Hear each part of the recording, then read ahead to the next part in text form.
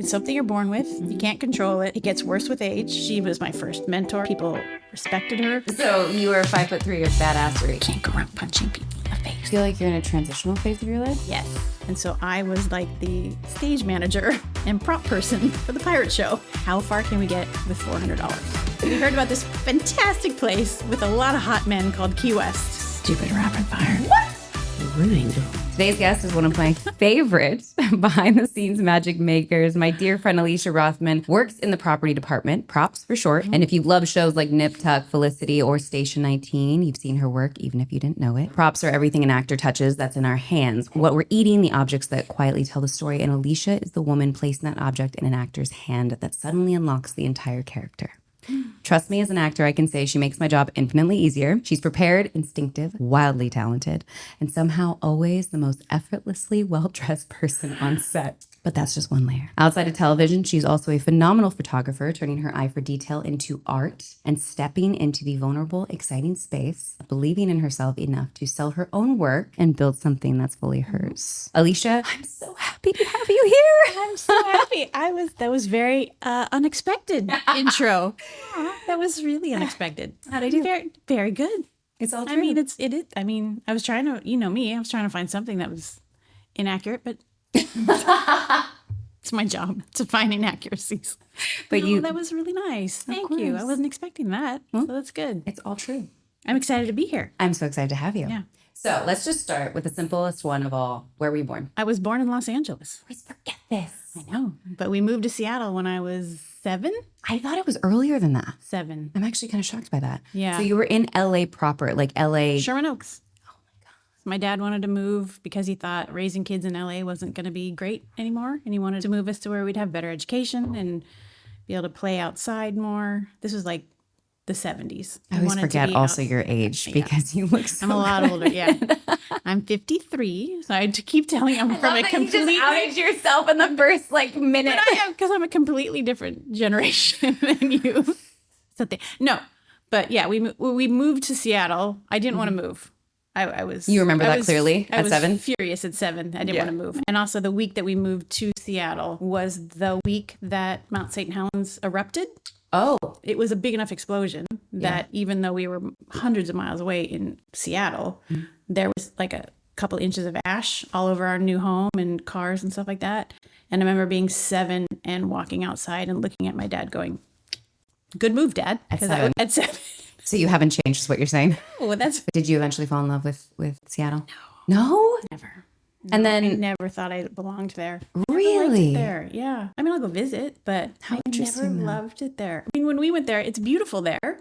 Yes. And I love it. Yeah. Certain things I do love about it. Like what? I was glad that I was raised there. I think my dad was right. I'm glad that we were raised there, where it was like lots of outdoor stuff, you know. Yeah. Always outside, always camping. We walked to school, no matter what the weather was.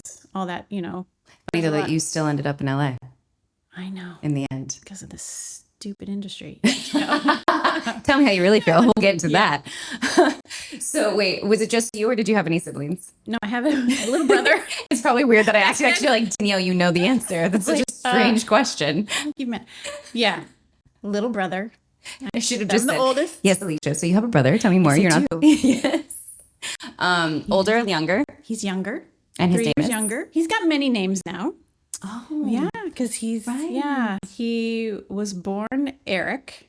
He changed his name to Ezekiel. My dad always wanted to name him Ezekiel because I was Alicia. Legend has it my dad wanted a child from A to Z. So he wanted Alicia and Zeke. Got it. So he named, he wanted Ezekiel. But my mom was like, absolutely not. Kind of. So it was Eric on his, but Eric is his legal name. He went by Ezekiel and Zeke his whole life. And now he's Dr. Abdallah Rothman. I've yet to meet your brother. Or your That father. is weird. Isn't that weird? I know, you've only met my mom. I know. I've heard so much about your family, but weird. it's my first. I've never actually gotten to meet him. One day. Yeah.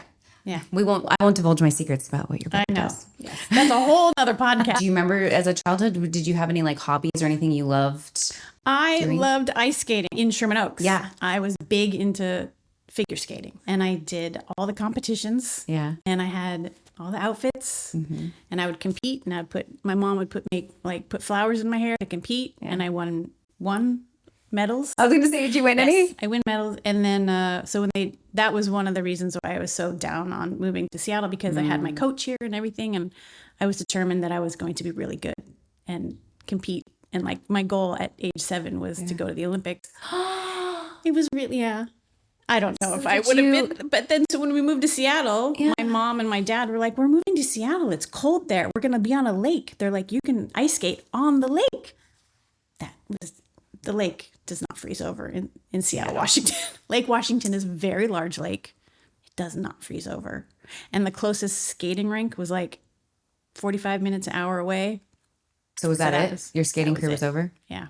I'm sorry to hear that. So Seattle, the move to Seattle was not a happy one.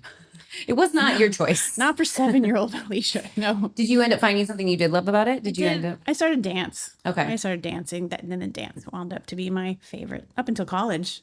Dancing. And what was your, so you didn't, Seattle was elementary school, junior high, high school. And then when did you eventually move out of Seattle? As soon as I could. It's not everybody. Get out as soon as we can. When I was 18, I went to college. I went to UC Santa Barbara because. I think I knew that. Yeah. UCSB. Oh, man. I had to be in the UC system because my dad. What did your dad do again? He's a dentist. And what did your mom do? She ran a hospital, like it was called Virginia Mason Hospital. Okay. And then in the 90s, she started the Rehabilitation Institute of Washington. She started it? Yeah, her and another coworker from Virginia Mason. When so many people like in that time were getting addicted to painkiller, like getting on workers' comp and getting addicted to painkillers. Like Oxycontin and stuff. You're talking about that when that happened. And just stuff, like all rehabilitation as to work, because they saw so many people. There were so many people coming into the hospital with problems. Yeah. They decided to open up a whole new facility to just be for rehabilitation. Wow. So then she ran that. She was a vice president of that until she retired. That's pretty amazing. Yeah. What did you go to college for? Did you know what you wanted to do and what you wanted to go to college for? I knew I wanted to be in the film industry. From what age? From high school. You just knew it in high school. So in high school, something sparked in you. What was it? Honestly, I loved movies. Raiders of the Lost Ark was my favorite movie. My brother and I watched the making of Raiders of the Lost Ark. Yeah. And I watched it over and over and over again. And the two jobs that looked the most fun was either stunts or I didn't really know, but it was like there's always a person handing Harrison Ford things and and I'm like, I want to do that. So I really wanted to be either a stunt woman or whatever that was. I had no idea it was a prop person at the time. You just knew you wanted to be a part of it. I just knew I wanted to be that. Someone was like, oh, I think it's the art department. So that direction. Yeah. So when you went to UCSB, is that what you were majoring in? I wanted to, but once I got there was no film studies. There's no film studies? It's at not in 1990. No. There's got to be now. There is probably now. Yeah. Back then, you had your first 2 years, you had to take core classes. Like it's not like you could really I don't know. I hate it. I've never liked school. Is that in the U.S. like the first couple of years of college are just like boring? It's just an extension of high school. It's all it is. Yeah. You're like so excited to take all these new courses. Anyways, no. So I understand. So you were taking all those classes, but then were you able to take anything even close to a film? I honestly don't remember. I was not a school person. Was it the school or the authority figures? Both. Everyone knows I have a problem with authority. I would say it's a healthy relationship with authority because if the person that is being authoritative, I guess, is right, then you're fine with it. The whole college institution just did not appeal to me. Like I never. Were you a partier? Were you a drinker? Were you like what was your even like 15, 16? Did you get into the party scene in high school, or were you always kind of? Yeah, I grew up on an island, so there wasn't much to do. So drinking came into we drank. Any drugs too, or just drinking? Just drinking. And my parents weren't strict. They're like, so I had nothing to rebel against at that age. Got it. I didn't rebel till I was much older. 30s. Ooh, yeah, we're gonna get there. I didn't want to be in a sorority. Okay, that just seemed stupid to me. Yeah. I don't know what the word. I didn't living in a house full of how many girls are in a sorority? I don't know. That I was never did not appeal to me. I don't think I have a lot of friends that were in sororities either, so I don't even know. So I didn't go the sorority route. Okay. But the reason why I didn't like UCSB is because UCSB, the entire culture of UCSB is fraternity. So once I got there, I'm like, this might not be for me. Did you finish out at UCSB or did you not finish? So you left early? I did not finish. And I didn't finish at UCSB. But you went to another college and finished? Yeah. I went after 2 years. I went back to Seattle for the summer. Okay. Because I had gotten an intern job, literally answering an ad in paper, because it was, when there were still newspapers. And so I answered an ad in the newspaper to be like a production assistant. Okay. It was like an intern for a commercial company. True story. My first day there, I had just turned 20 and I showed up. It was just a little commercial shoot, for a bank. Okay. And I kept noticing continuity errors, and I kept being really vocal about them, thinking that I was helping. And at lunch, the director came over to me, and I'm like, are we allowed to swear on this? Okay. You did. Do it. Yes. He's like, can I have a word with you? I'm like, I was like, yep. He's like, do you know what a script supervisor is? I was like, I have no idea. He's like, you're going to be my new script supervisor. My producer, Virginia Lynn, is going to show you how to do it. You're going to get paid. You're not an intern anymore. Starting tomorrow, you're going to be my paid script supervisor, day one. So I worked for free for one day. And then that's amazing. Greg Walsh and Virginia Lynn, their director and producer. Still to this day. I think so. I actually really am sad that I don't know where they are now, because I think, again, I had just turned 20. Thinking about it now, I think she had just turned 40, maybe. I want to say that she was probably, and I remember thinking she was probably my mentor. I mean, I'm going to say she was my first mentor, because she was a female on set. She ran the set. She was a producer, because it was a small commercial company. So they did everything. And she dressed in dresses, and she, was so pretty, and she carried herself, but, people respected her. And I learned from that. That was and so I feel like I have a lot to thank her for, and to be able just to see she it is now. Well, you'll have to hunt her down, see. But it's great that you had that example. She set that example, because I would say, I don't know if was it hard back then that if you don't see someone doing it, it almost feels impossible to be absolutely, I can do that. Especially back then, it's still being a 20-year-old girl on set, still in college. Yep. But so I worked with them for a whole year. So I took in Seattle. You didn't go back to UCSB. Because I was working. Yeah. No. I knew I didn't want to go back to UCSB. I was not going to be happy there. So I stayed there, and I was working. Yeah. I thought I was doing what I wanted to do. So there was no need for me to go back to college.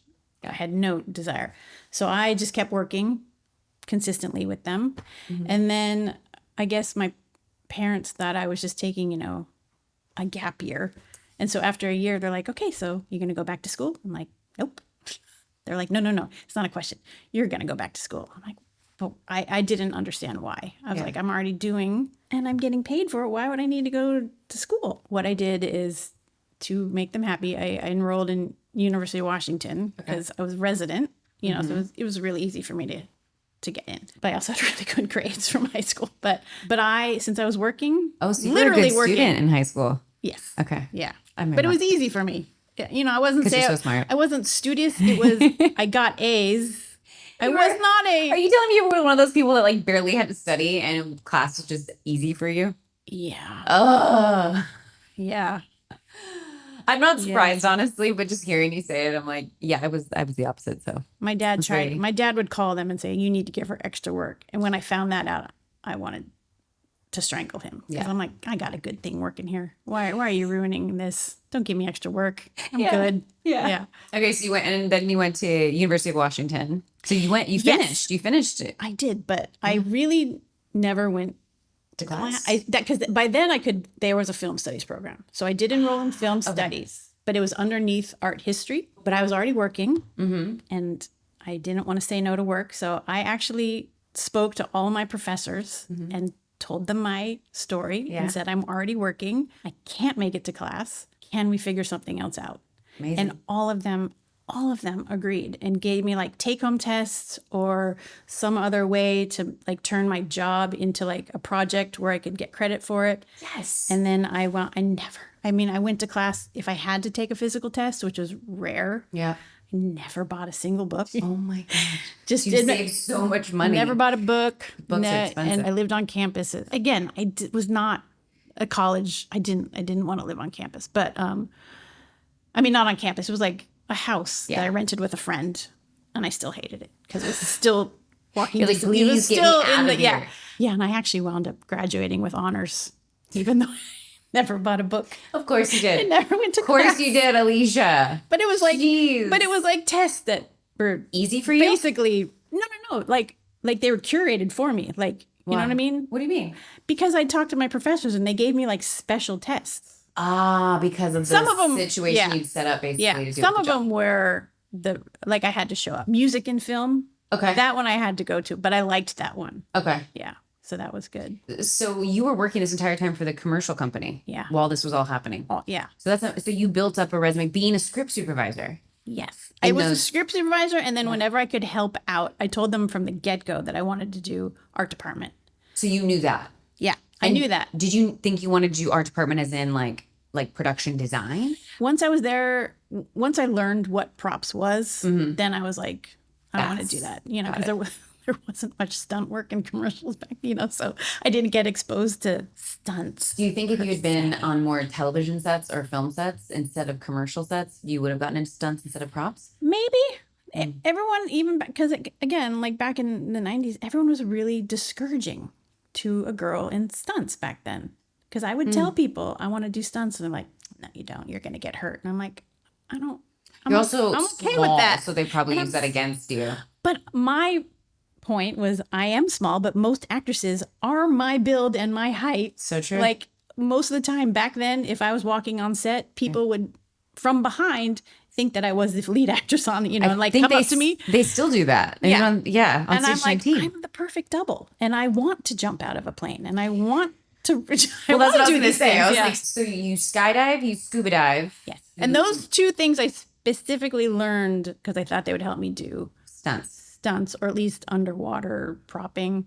Still never have. Never done underwater props. The closest I got was, remember when The episode the episode in the water tank on Station 19 where I actually like got to be in the water. Yeah. And put on. It's the closest I've gotten. We need to make this happen. We That need was to fun, manifest though. this. Yeah. So is there anything else you did stunt-wise? Did you ever do any like training or like fight training or anything like I that? did. Okay, so you did do a little bit of that too. Yeah. You're such a badass. For anyone listening, like you are petite, 5'3", but you are the first person to raise your hand to, like we said, jump out of a plane or dive below the ocean or that one time like you're like, yeah, I twisted my ankle this weekend, jumping out of a plane. The way I landed, I'm like, I'm sorry, what? I did. I know. So you are 5'3", of badassery. Oh, I didn't mean to rhyme there. Hey, I know. yeah. So basically, do you think if you had been on more sets where stunts were more an option, and if you weren't being held back by people saying no, do you think you would have done stunts? And I think if I had known more, I guess I did get discouraged too quickly. Like, and that was because of people and me probably just not having enough confidence in myself to like really go for it. And when you're getting paid to do a job already, it's sad though. I should have. Her name was Virginia, right? Virginia Lynn. One of those things that I wonder if you had told Virginia I want to do, did you tell her ever that you wanted to do stunts? I honestly don't know. Because again, there's not the type of commercials where we're doing, like, Banks. you know, bank commercials. And Hey, listen. Yeah. There could be someone skydiving into a bank or something. Robbery style. Yeah. It's got to be some cool. Yeah, there wasn't much call for that back then. Okay, got it. And then and where did you go from this commercial job? So you graduated with honors because you're a freak of nature, and you were still with this commercial duo. Yeah. What was the next That's when step? I left. Okay, so 95, I think, is when I officially graduated from, or when that's what my diploma says. The sound woman who I had met doing the commercials. Yeah. Her name was Carolyn Blair. We decided because all of our work was in Seattle, and starting in like October and November, it gets really slow because of the rain and just there's not much going on. Okay. So we decided we wanted to take a vacation. And again, tall. Why are all sound people tall? Because they have to hold boomsticks, I feel like. She was tall. We decided we wanted to go somewhere hot. Okay. Shocker. We wanted to get as far from Seattle as we could get. Again, 1995, no internet, you know. We drove to the airport with a packed bag for a tropical place. We decided we were going to pay no more than $400 for an airplane ticket. So we went to the counter and said, how far can we get with $400? And the farthest we could get was Florida. Oh. Basically, that was good. we wanted to get to Cuba, but Okay. Florida, we were like, okay, we'll go Florida. So we got to Florida. What was happening in 95? Why did you want to go to Cuba? Was that a good time? Why Not not? good a time? Yeah. I don't know what was happening in Cuba in 95. Yeah. Okay. Okay, so you got to We got Florida. to Florida, and we were going to go for like 2 weeks. We had heard about this great place called Key West. We had no idea. No one talks about Key West anymore, by the way. Yeah. We heard about this fantastic place with a lot of hot men called Key West. So we Did that check out when you got to Key West? turns out, Yeah. yes. We were going to rent a car and just drive around. We had no plan. Yeah. No plan. But we got to the car rental place and they're like, oh, we ran out of cars. And we're like, great. They're like, but we do have a van. Carolyn's like, I love vans. So we rented a van. What person loves vans? I love vans. She's a sound girl. She was used to having a lot of equipment in a van. Yeah. She also had 2 dogs. With Huskies. Wait, No. Oh, But okay. just so you know, Carolyn, she had 2 dogs. One was named Steve. Okay. They were like Huskies or Akitas, and one was white, and that dog's name was White Dog.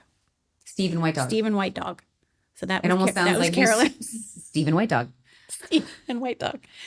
I wonder what happened to Carolyn.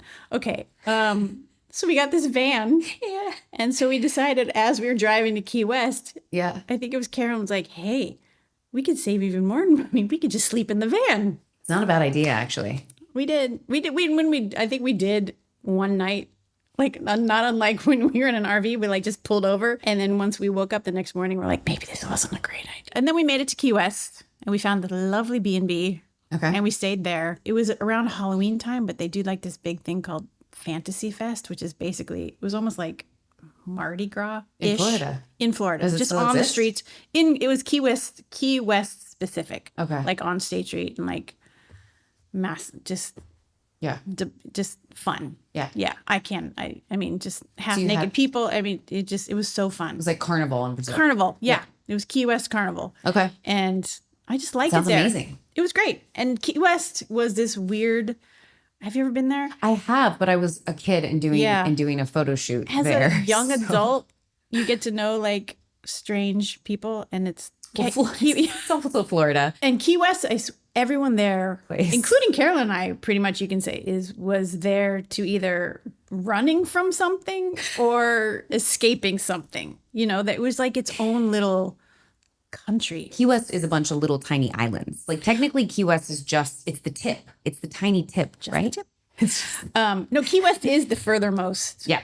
island at the end. So it's one of those things that like you have to, like most of the roads out there remind me, if I'm saying this wrong, is like you take the bridges, but the bridges are basically just over water. Yeah. To get from island. It's a bunch Yeah. of like, there's islands, but there is like in a row. Yes. And Key West is the tip. Yes. And that's where Key West is. Yes. So people go there to escape, to hide, to run. Right. Yeah. And then they throw parties where they're half naked. Yeah. I mean, it sounds like a fun time to me. Because like the vibe there, we were somewhere getting something to eat.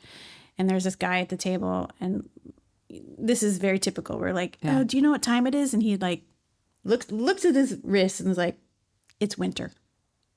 Like, nobody cares. I mean, it's just like, if you're alive, you have beer in your hand, what else do you need to know? But So weird. so you got to let loose. Yeah, So were there hot men? there were. Did you end up liking any? I did. Yeah. I actually did meet someone who he wound up being one of my very close friends for a very long time. And then life happens. I mean, for years, probably 20 years. And then, What was his name? oh, no, I just kidding. I was going to say, I was like, oh, His name is Chris. okay. Chris. And he was a bartender because that's what you do. always meet bartenders. Yeah. We stayed in touch for a long time. And then, life happens. Yeah. Things. So Okay. So how long were you in Florida for? a year.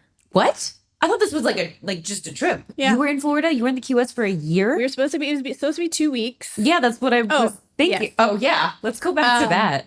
I realized I didn't really have anything to go back to, because The commercial job was over. I mean, it wasn't over, but it was like from job to job type of thing, Yeah. But I mean, it was kind of sad to say goodbye to Greg in Virginia. Mm-hmm.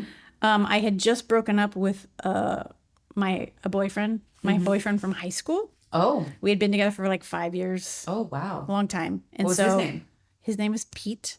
Peter Johnson. So we had broken up, so I had no place to live. Okay. So it was like Key West was escaping certain things. Got it. I wasn't planning on staying there. It was going to be a 2-week trip, and then I was going to go back to Seattle and find a place to live and go back to work. Got it. But once I got to Key West, I'm like, why? So what did you do? Why do I need to? So what did you do for money while you're in Key West? Well, luckily in Key West, you don't need to make too much money because if they know you, I met friends and they're like, you could eat for free. I did wind up, I found a roommate that I lived with her for a little bit. Where's Carolyn? Don't remember. She went back. Oh, Jesus. Yeah. She left. Oh my God. She was like, I think she stayed an extra week and then she went back. Okay. She had a boyfriend, dog. She had the Steve two dogs, and White that's dog. right. She had Steve and White Dog. White dog. Yep. So she went back. I stayed. Yeah. I found a room to rent from a very nice woman. But then I was only there for a couple months because then I started working on a boat. I knew you had a boat job. Yeah, I worked on a boat. Okay. It was like a 80-foot schooner that did like sunset cruises, but on the sun, because it was Key West. So on the sunset cruise, they did a pirate show. And so I was like the stage manager and prop person for the pirate show on the boat. Yeah. What? Yeah. This is amazing. I mean, if I worked 4 days a month, I made plenty of money. I made enough to get by for like a month. Okay. And so it was just fun times. The guys that worked on the boat became like my best friends, and we would like spearfish and eat. That's what we would eat for dinner. Why did you ever leave? I'll tell you. Okay. So like this I was there for about a year.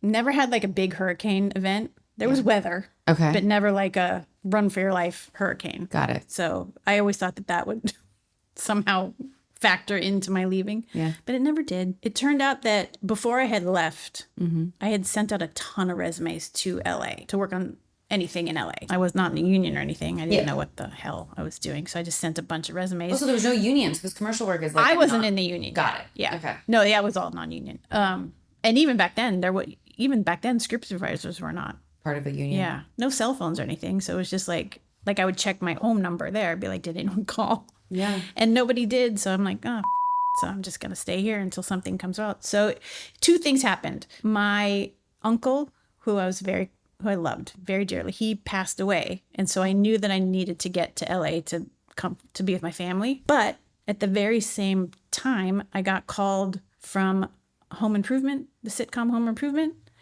because they said, you sent us your resume 6 months ago. They're like, when we start up in the fall, would you like to come work? I was like, I didn't even know what I was like, sure.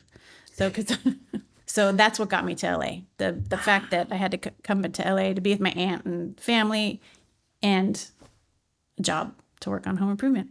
And so I did that all in one. So what was the job you got on Home Improvement? It was a production assistant. Okay. But once I got there, again, I told them that I wanted to do props. And so I did, Warren Schaefer, who was the lovely prop master, he did let me do like prop PA type stuff. Yeah. So I was there for a year. It's interesting. So you weren't shy about that though, going back to the stunt thing. Like No, you kind of which were is like... weird to me now because I always thought that I was more.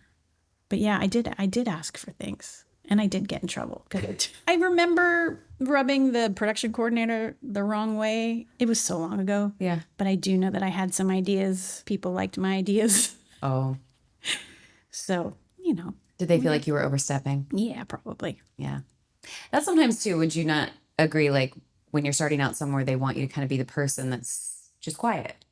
But it sounds like speaking up really gets you further, but it also can rub people the wrong way. Yeah, exactly. It's a hard balance to kind of find that you're passionate about film. And so you have strong opinions about stuff. But yeah, it's filmmaking is and storytelling is a collaborative process. It's collaborative. Yeah. No one likes to be dismissed, especially if you do have a good idea or something. Like every job I'm on, I've learned something else. And so now I'm at the point where nothing really surprises me anymore. I've seen Does that feel like you're not challenged anymore? Yeah.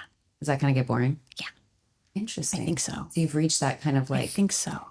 That mountaintop where you're like, where do I go from here? I mean, yeah.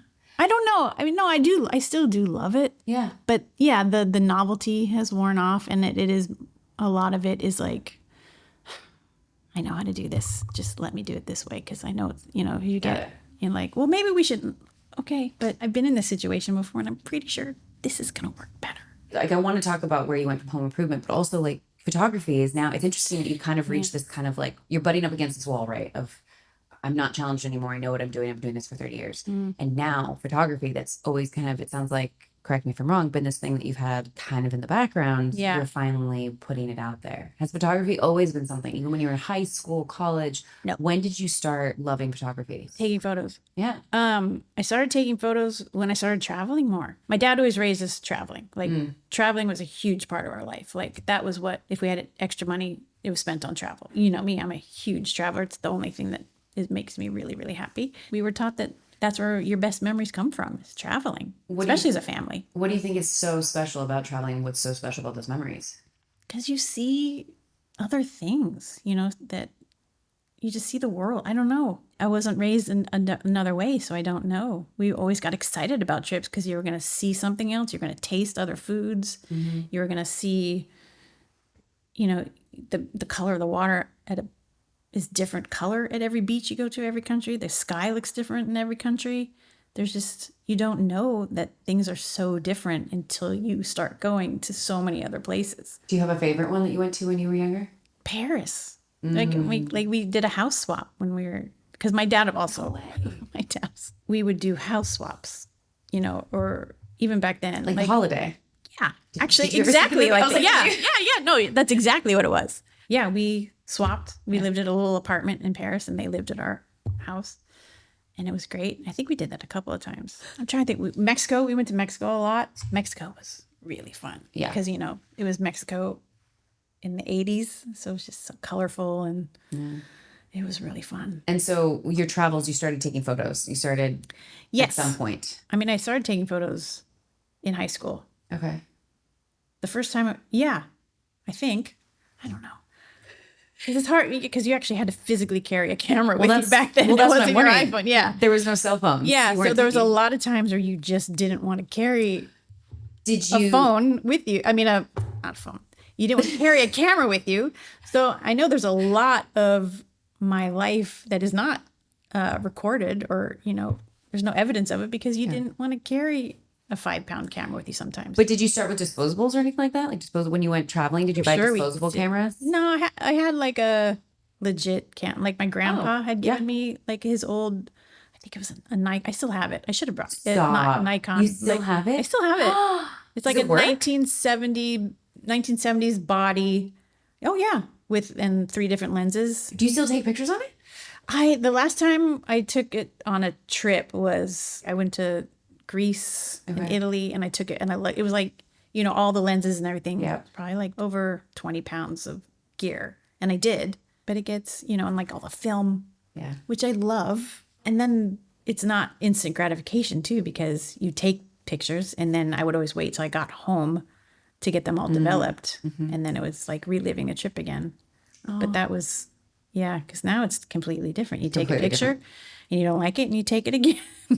And then they all just are on your phone until the phone dies, and you lose them. You forget, and then like it pops up on your feet, and like, oh yeah, that happened. That. So photography's kind of become the thing that you're kind of leaning towards now. I do love it because I love traveling. What are you doing now with the photography, or what are you feeling like you want to do with the photography? I'm feeling that I want to make it my next. I hate it when people, my next chapter in life. No, but I do. I love that cheesy stuff. My journey. It's like, next chapter, this is a new chapter, new era. Let's do it. No, but that is what I want to do. If I could travel and take pictures, which I have, it's slow, you know, because I have done a little thing, you know, where I take pictures of hotels, because, you know, I love to stay in a hotel too.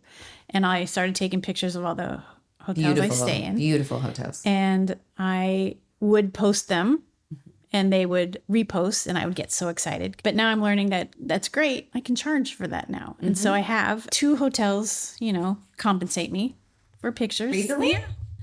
I mean, yeah. I didn't know this. So like, but I would like to grow that, be able to do that more. I've never wanted to own a house or anything. So if I could just stay on the road and go from hotel to hotel and plane to plane for the rest of my life, I'd be perfectly happy.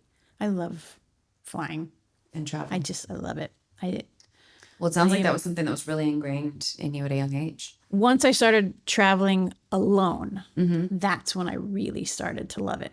When I could just do whatever I wanted to do on my own time and not have to like wait for someone else to call the shots or, you know, do the, first time I actually really did that was 29 or 30. And was it freeing when you finally did it? You were like, yes, I should have done this sooner. Yes, exactly. Yeah. Do you remember where it was that you went? The first solo trip I like booked, like where I was on a plane by myself and everything, I think it was to Puerto Vallarta for like a week. But the other trips, like in Florida, there was other trips where I would go with somebody and then, we'd had a planned trip. And then once that planned trip was over, I'd be like, I'm going to stay. And then I would stay and travel by myself. So that's happened a lot. That seems like I just don't come home. Yeah. Okay. I'm noticing a trend, Alicia. And where is it the one you frequent now? I won't speak for you. Well, lately Thailand. Yeah. And who lives there? My dad. So your dad moved to Thailand. My dad and his lovely wife, I keep saying my new little brother. He just turned 15. He's still your little brother. He's still my little brother.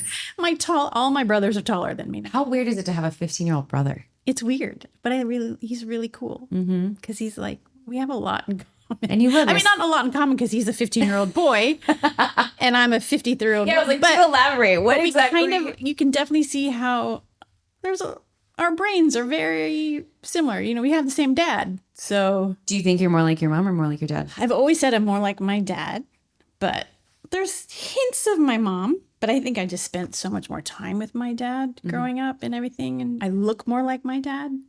And I do act more like my dad, for better or for worse.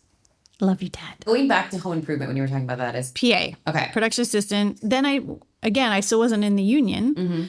So then I don't know how I got hooked up with this production designer who he was looking for an art department coordinator, which is, still a position. I need to know the steps, Alicia. I need to understand how it happened. Honestly, don't remember. Maybe were you recommended by someone else? Maybe. I don't know. And he was a production designer? He was a production designer. But not on home improvement? No. I did 3 movies with Stephen Jordan, who was a production designer's name. Okay. And I was his art department coordinator. Okay. And again, but I think that Good Burger was the first. I did Good Burger, Basketball, Stop. and then Night at the Roxbury with him. But I almost just choked on my own spit. I think I knew about Night at the Roxbury, but I totally forgot. I would have put that in the opening little thing. Yeah. A Night at the Roxbury. Night at the Roxbury. You've been a part of such great stuff. It had high hopes because Amy Heckerling was directing it. Okay. And she was really big back then. I would sneak down, like help the prop. I would always just help the prop department. And Stephen Jordan was so nice. He's like, just as long as you do this, you can do that. Then I decided to go work at ISS, the prop house. Okay. Because at that time, I had heard that if you worked at the prop house for 3 months, you could get your union card. Amazing. So I started working there and started learning what things were called, like all the ins and outs, which was very helpful. I started meeting all the prop masters that were working in town. Yeah. And then while I was working there, they changed it to 3 years. How do you go from 3 months to 3 years? That because there were so many people trying to get in. I had been there for 6 months. There was a prop master named David Harshbarger. Oh. He knew that I needed to get in the union. And so he came up to me and he said, do you still want to get in the union? This was literally the conversation. Do you still want to get in the union? Yes, I do. I'm going to start a movie that's going to turn union. Would you like to start on Monday? Yes, I do. And then I left, and then I went and worked with him, and he got me in the union. It was called Santa and Pete. Okay. And it was with James Earl Jones. So I was so excited to work with one of my heroes. So you did that. I did. And David Harshbarger was literally like, I had never been lead props on a set before. He said, you're going to run the set. And I'm like, I don't know how to. He's like, figure it out. And so I did half period piece, half present day. Okay. And it was so much fun, like shooting at Melody Ranch in the summer. So it's like 100 degrees, but all the extras, 100 extras in like 1700s dress. Sweating their asses off. But like learning all that stuff. Yeah. Like back when you did everything and it was film and it was so fun and like making Christmas toys that looked like they were from the 1700s. It was just, it was so, I had so much fun. On James Earl Jones's last day, he said, Alicia, come here. And I'm like, yes. And he took my hands. He's like, I never do this. He's like, but I just want to tell you, he's like, you are my favorite prop person. He's like, you took care of me, but you didn't fuss over me. He's like, you always knew what I needed. I never had to ask. You just always had it standing right by for me. He's like, and I just want to, he's like, I cannot wait to get home to my family and I cannot wait to leave this set. He's like, but I really enjoyed having you take care of me. And it was like, it was the best thing someone could have told me. Like coming from James Earl Jones on my very first movie, doing that. It was, I've carried that with me my whole career. You're always on top of it. Like you said, like the way he said it is. I anticipate. Yes. I do. I try to, even if I've never met you, I will try to watch you during rehearsal and stuff and like figure out what your proclivities are, and like being able to anticipate what you will ask for does help a lot. You have misophonia. Would you like to explain what misophonia is, Alicia? Literally, it's the hatred of sound. Of sound at all? No. That's the thing. That's the thing. That's why it's like, but it's not loud. There's certain sounds that my brain cannot process. This is such a missed opportunity. I wish I had almonds right now. No, it's really good that you don't. Anyone who knows me at this point, well, that I should wear a sign around my neck, of explaining what misophonia is, because like I cannot control it. And for me, it's mouth sounds. So it's like someone chewing or crunching or whistling is like, even though they're just regular sounds to you, to me, it's painful. Like it goes like into my brain, and if I hear it, then it goes on a loop and I cannot get rid of the sound that I hate. So it's torture. Have you had this your whole life? As far as I can remember, as a teenager, I started knowing that it was like, wait, this sound isn't bothering you, and it was mostly like family, like, because you're always annoyed by your family eating things, so it wasn't until much later where my aunt, because my cousin has it too, and everyone just thought we were just being when we would be like, we're being too loud, too. And so my aunt Emily finally like started like taking a deep dive into, and she found out, she diagnosed us with this misophonia, and so that's what we have, and it's terrible. I don't wish it on anybody. It's the worst. It's something I'm born with. It's a condition.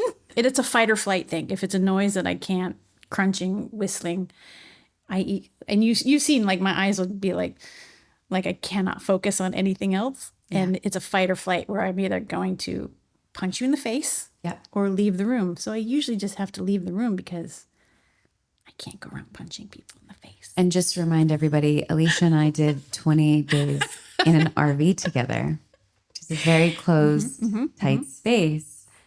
We did good though. You were very. I was trying to be respectful.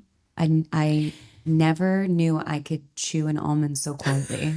Is there like a cure, or I mean, it's not a cure, but because you said you have, like, is there a way? Are there classes, or are there like techniques to practice? I've read the books and stuff. You're born with it. You can't control it. It gets worse with age. Oh, fun. So and just like everything. Yeah, I've tried like hypnosis. Ooh. And I've tried some, but nothing. Like my doctor, she was like, I can give you some Xanax. Like there's nothing you just have to cope. So that's why AirPods are my best friend. Fantastic. I wear them a lot because it at least muffles out some of the noises that make me want to punch you in the face. It almost kind of sounds like to me like it's just a hypersensitive ear. It's not just that, because it's not just loud sounds, it's specific sounds. What happened after? So you did the movie with James Earl Jones. Where did you go after that? Did you go right to TV? I did that, and then I was officially in the union. Okay. And then my first jobs after that was working on a sitcom called Suddenly Susan with Brooke Shields. Gosh, the jobs you've been able to work on. Okay, Suddenly Susan, and then what was after that? And then I wound up on Felicity. Felicity was right after. It was pretty, because I wound up on Felicity in 1999. You know how much I love that you were on Felicity. Yeah. I love Felicity. And then what was after Felicity? We did the pilot of Alias, and we went back to Felicity. You did the pilot of Alias? Did the pilot of Alias. That was fun. It was like a month. No, that was fun. You did the pilot of Alias? Yes. Okay, so then you went back to Felicity. After Felicity, you did the 3 seasons of Felicity? 3 seasons of Felicity. And then what did you do after Felicity? I think I kind of knocked around on different movies. I did K-Pax. After K-Pax, You know what? That's where it gets like murky. What years are that? God, I don't know because after that, I don't even know what year we're in now. I know. I did that. I did something else. I think that's when I got on 6 Feet Under, maybe. Okay, from like 2001 to 2000, I guess 4 or 5 is when I landed Nip Tuck. That couple of years there was Scrubs, there was 6 Feet Under, like, you know, pilots that come and go. Yeah. That type of thing. That's fine. But ever since then, it was pretty much all television. And then so Nip Tuck for 6 seasons. And then Nip Tuck for 6 seasons. And then what did you do after Nip Tuck? Happy Endings. Okay. Happy Endings for 3 seasons. Another great show. Love that show. Should have gone longer. Because I love comedy. That show was so much fun. I could have done that forever. Yeah. That was really fun. That was where I met Gabriel Higgins. Okay. He was a prop master on Station 19. Yep. And we were together for a long time. Like which one? From Happy Endings. Got it. So we did so many, like there was, you know, a lot of pilots. There was a thing. There was actually this one time we did a pilot. The pilot was called The Rothmans. The lead was Greg Grunberg from Felicity playing Mr. Rothman. But it was just the pilot and it didn't get picked up. So it was very sad because So sad. That would have been really fun. For everyone out there in the world, pilots are just episodes of television that are shot to basically present to networks to hopefully get picked up for a season. But unfortunately, pilots that are shot that don't get picked up end up on shelves and never see the light of day. Seen again. And So we sad. all have been a part of pilots, and it's always sad when you put that in and you never get to see it. And it's always kind of sad if those ones when they don't go to series. That's when you started working at Gabriel. And then at what point did Station 19 come along? We were already in the Shondaland world because we did The Catch. So we got into Shondaland then. Yep. That was a fun show. And then you ended up on Station 19. Yeah. And then after Station 19 ended, where are you at in your career now? Station 19 has been off the air for 2 years. I know, that's weird. I know. It is weird. Exactly 2 years. Well, not off the air, I should say, because it kept airing. The last day of filming was basically 2 years ago today. Yeah. Not today, but I don't remember. It's been 2 years. No, it's been 2 years. It's weird. I've been day playing on Grey's Anatomy. Easy transition. But I love it because I know so many people there. Yeah. But I've really been, with all the time off that I had, Yeah. that was when I was trying to take some editing courses. And that's when I was trying to sell photos. I made a website and I started selling, you know, photos on Etsy until I can figure out.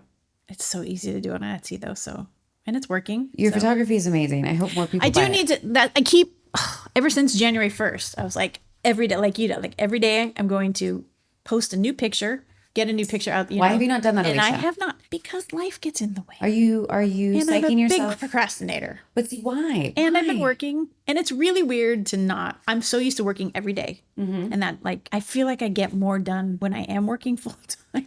Because when you wake up and like, oh, I can sleep in today, I don't know, you know, then the day goes faster than I have to get this done. Yeah.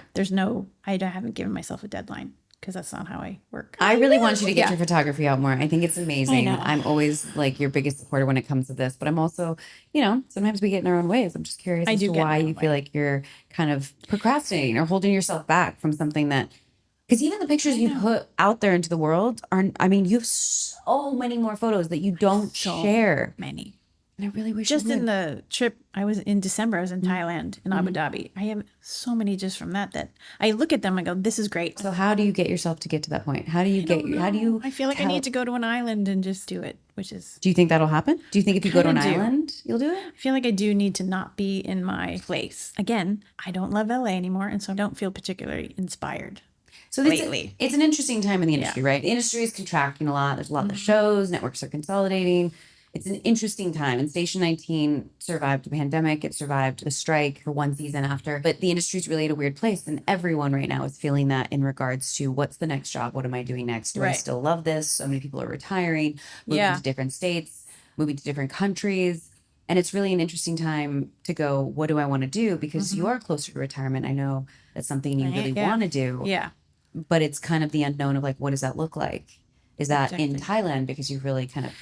It won't be here. Yeah, I mean, you know, I've talked about it so much that I'm pretty sure I'll end up retiring in Thailand. I mean, I want to. I really You love got a it place there. in Thailand, didn't you? I did. And then I had to when I was there in December, I kind of I gave it up only because it had a little bit of a black mold. Remember? Okay. Well, that's a problem. Remember? But, but the reason I found out I was allergic to black mold was on Station 19. Remember when stage 11 was our burn stage? I do vaguely remember this. And that was when seasons 1 and 2, we would still actually burn stuff, like loved set it. things on fire on stage. Yeah. And it was so much fun. And it looked really But good. toxic. But the problem is that we would use real water to put out the fire on camera. And then the sets got wet. But with the turnaround, you know, even when the floor would still be wet, the next day they would come and build a set right on top of it. So there was we realized it was a big breeding ground for black mold. And so I think it was season 2 I started. Every time we were on stage 11, me and a couple other people were like, we would start feeling it in our chests. And first nobody believed me. And poor Nate, I'm like, Nate, please have the stages checked. He's like, I think they're fine. I'm like, every time I go into stage 11, I don't feel right. And so they finally had it checked. And I went and had the test. And it turned out that they're like, well, you are very allergic to black mold. So that's how I found out. So I know the signs. So my apartment that I had in Thailand, which I loved, it was like right on the lake and everything. But like my little brother, my 50-year-old brother, he's like, you live on a swamp. So then I was like, it's a lake. But I started getting those same feelings when every time I woke up in the morning, I'd be like, why? I just let it go. Yeah. It's interesting. Something I'm hearing though is that the kid that was so upset to leave LA at 7 to go to Seattle found a way to get back to LA to be in the film industry. And No, for sure. Yeah. It was it was familiar to me. Yeah. Yeah. And then now it's like, got to get out of LA. Yeah. What do you think about LA and now that it's like, I'm done? Is it the industry or is it's changed so much? Like what is it? It's the industry. I do. Not that you said that LA was like beautiful in the 70s, but I feel like it's changed. I mean, you know, like even our neighborhood has changed a lot in the past 5 years. I feel like, I don't know. It's just, it's different. It's harder for me to find beautiful places in LA now. So do you feel like you're in a transitional phase of your life? Yes. I'll say it. Yeah. I think I'm happier when I'm traveling or something, you know, and I am very close to being able to retire. So how many more hours or days or years or what's the criteria? Technically, when I'm 55, I can technically. How old are you again? I'm 53 and a half. Okay, because I always forget your age. So basically in two years, if I wind up on a show that I love, I'm not going to leave it when I turn 55. But I do know that when I do turn 55, if the industry is still a little unstable, I'll get out. And then I'll be able to post more. But you have more photography work, Alicia. I know, but yeah, I know. No, you're absolutely right. I procrastinate and then I go to work. And then like today, I was gonna go home and do something, and then my car broke down. Life happens. Life happens. Well, I'm excited for this next chapter for you, Alicia. Your favorite word. Because it is, but transitional phases are hard. Even if it's the transitional phase of like a 7-year show for all of us, like all of us that were on that show. It's a hard transition. 7 years is the longest because Nip Tuck was only 6. 105 episodes was the most episodes I've ever done of a show. And that's hard. It's hard to leave a show after there's a routine and stability and let alone that ended. The industry when it ended was in such a different state from when it started. I mean, the whole world shifted because of the pandemic, but the industry itself shifted. The industry, because then it was the writer's strike again. And so everything shifted. So you came out, it's like you went in this vortex and 7 years later came out and you're like, whoa, it was a completely different landscape. So I think it's like a transitional phase for everyone right now, but let alone you're also at the age where you're like, I'm ready to retire. I don't know what the next job's going to be. And so it's an interesting time, but I'm really happy that you're focusing on your photography. I will always be in your corner yelling at you to post more pictures. I know, and you should, because silently chewing almonds. The whole reason I started posting it, I mean, not posting, but the whole reason I did the Etsy thing, you and Jason George were two of my biggest, they're like, what do you have to lose? Exactly. Do it. Just get them out there. Yeah. And you really have nothing to lose because everyone loves your photography. And like, yes, who knows who's going to pay for it, buy it, all that kind of stuff. But your photography is amazing. I don't think anyone's going to look at your photography and say it's not good. I mean, maybe someone will because someone's but your stuff is amazing. And I really hope that you put more of your stuff out there. Well, thanks. No, I truly love it. Like, I really like it. And nothing makes me happier than taking photos traveling, like finding somewhere new. I do know that I'm much more inspired when I go to a new spot. Yeah, of course. It sounds like everything is fresh. Which makes sense why you're like, I'm done with LA. Nothing about it really excites me anymore. Nothing about it is sparkly and shiny anymore. Yeah. Or is there anything looking back on your life that you would have done differently based on this conversation and the steps you took?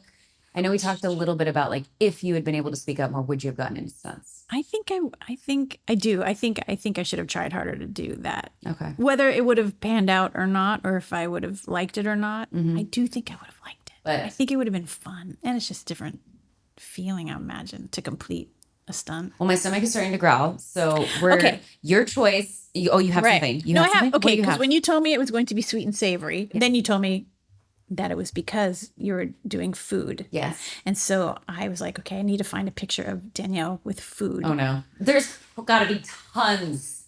So I found this one because and this is why I wanted pancakes and bacon, is because it reminded me of our trip. It doesn't even look like me. You were so excited, that we found a diner that was open to eat. Let's all remind people she had just cut all of her hair off. Yes, well, I was about to say. And So look closely at this picture. I'm going to put it in front of my face.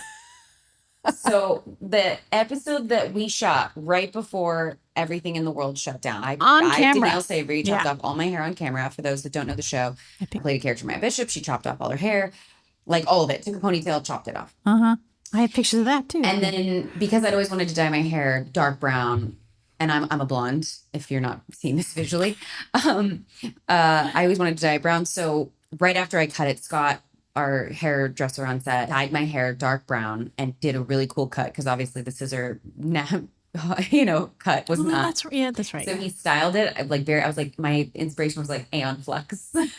Oh yeah.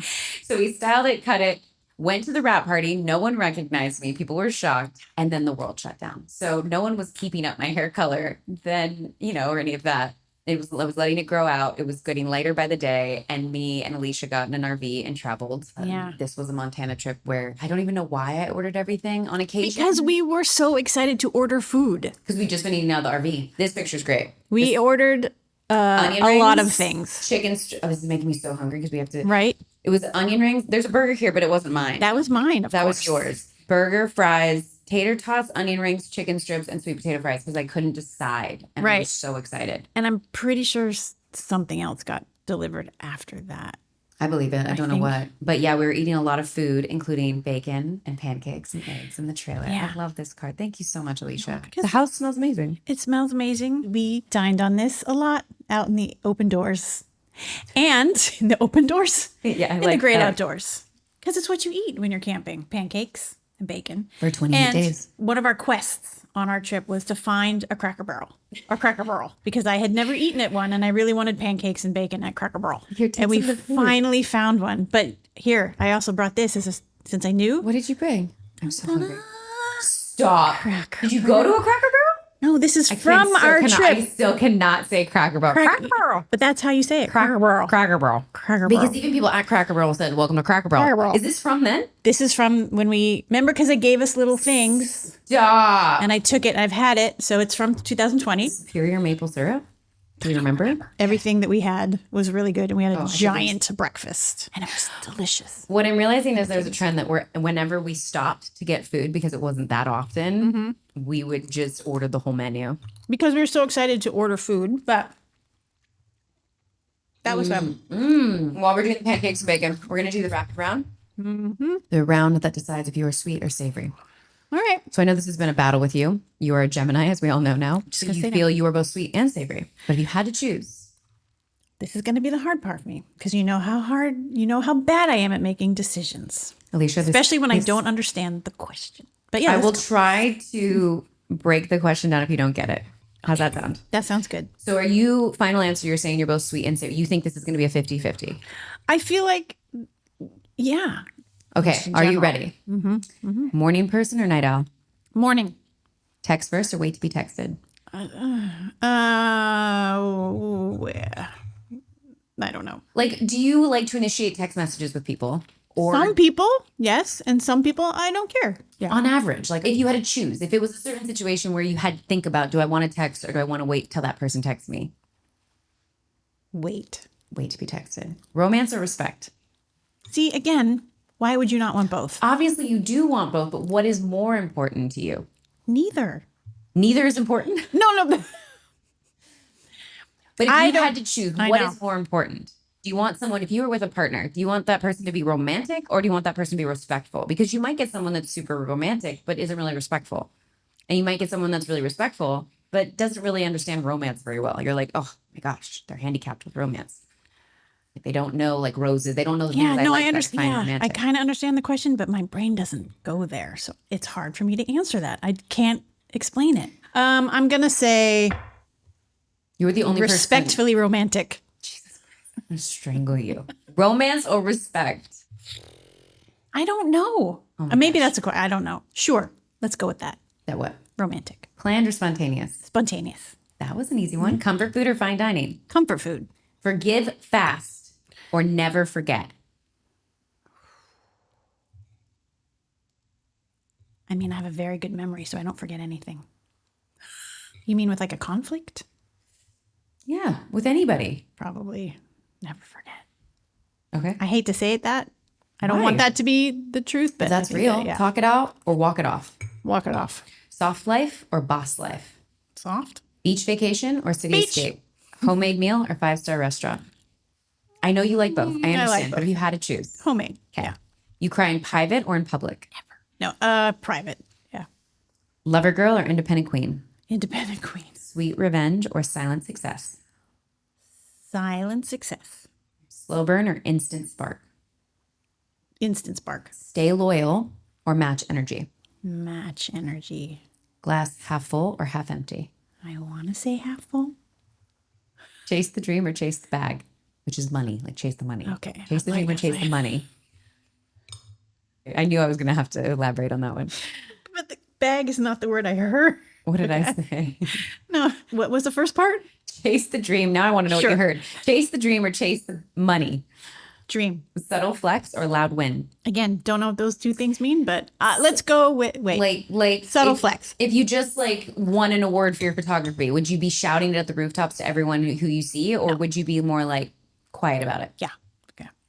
Intuition or logic? You have to choose. Are you someone who bases? Intuition. Yeah, great. Intuition. Be chosen or do the choosing? I guess. Do the choosing. Yeah. This round will hopefully be the easiest round. Chocolate or chips? Chips. Wine or tequila? Well, I don't drink anything, but okay. But if you had to choose, I used to love both. Now tequila. he plans the date or you plan it? He plans it. Apology or changed behavior? That's a tough one. I know you want to say both so badly. I want to say both because you have to apologize and then see what you can change about your behavior. But what is more Can we take that important to one? you? Mm-hmm. Because someone could not apologize and still change their behavior. Will you resent them for not apologizing? No, I wouldn't. So you're okay with not apologizing and just having the change behavior? Yeah. So in that interpretation, I would say okay. just change behavior is more important to you than the apology. Yes. Okay. Soft launch or hard launch? You don't explain it. I'm chewing. Soft. Prada or Nike? Again, I like both. But on average, if you had to choose. Average. Well, I'm old now, so I wear more tennis. No, I do like Nikes. Journal your feelings or vent to friends? Vent to friends because I don't journal. Be adored or be respected? Both. Everyone wants both, but if you had to choose, because a lot of people that are respected sometimes are not necessarily adored. Yeah, actually, I've had to fight more for being respected. So let's go with respected. I think that's Peace or passion? What's the difference? What? You find peace when you find your passion. All of these things, all of life, which you cracked me up about, is like, yes, everything is intertwined. Everything we do is sweet and savory in life. I get it. Yeah. We all have some sweet and savory and a little bit of everything in between. But the point is what do you actually think you more of? Or is the question that maybe you don't know yourself as well as you think? Maybe. That could be. Wait, so what was the question? Peace or passion? Say in a relationship, this can be, I don't know why relationships are the one that I keep using as examples. Like, would you rather have a relationship that's very peaceful, but maybe boring? Passionate. Or passionate? Yeah. That's in one, that respect, that's one passionate. iteration. But you could say that with anything. Would you rather have work that you're more passionate about or have peace and it's kind of quiet? And it kind of can be applied Again, to. That's a tough one for me because when it comes to work, when it comes to relationships, when it comes to life in general, would you rather be passionate about your art, but kind of a tortured soul and not have that peace and stability? Like what life, it can be interpreted. That's what it's not necessarily, there's not supposed to be one specific interpretation. That's why it's rapid fire. You're telling me there is. I'm trying to give you examples because you're struggling I know. to decide. It's because my brain doesn't go to those places. You know what I mean? I know, but you have to just go with what your brain goes with. And it's not like it's not like I'm going to give you a certificate that says you are only sweet for the rest of your life. Like this is I guess I'll written go in stone. with peace. Okay. And you either think, I need you to give me one. Do you think you are sweet or savory? I can't. I'm going to tell you what you are right now. Okay? Depends on the person. Am I both? You are 50-50. You are sweet and savory. I'm a Gemini. Maybe... Tattooed right on my back. I'm sorry, I made it hard on you. But Listen, it's one of the things I endear about you, Alicia. And I appreciate it. Because guess what? Now the questions might change for the better because of it. that's true. Yeah. So it's a good thing, not a bad thing. That's good. Thank you very much for this, Alicia. I had a blast. I do think we need to do a part 2 because I think there's a lot of stuff we still didn't talk about. I would love to do a part 2 because I do. Yeah, there's a lot. There's a lot. We've seen things. Yeah. No, but there's a lot to talk about. I would love it if you're willing to come back to have you back again. I would. On the podcast, talk more stuff. But thank you so much for opening up to me and talking about so many things I didn't know about. And talking about all the things in life that are sweet and savory and everything. And what am I? Both. I am. Thank you so much, Alicia. Thank you. Thank you for doing this. And it's really amazing that you are doing this. I think it's really cool. I hope it means something to someone out there. It will. Just don't talk that close to the mic. I have and to. We'll be fine. I'm trying to eat if you talk like this, I will not listen to it. I'm signing up. Until next time. Had so much fun. Me too. Thank you. Of course. See you later. See ya. Will you drive me to work tomorrow? Yes. Goodbye. Bye.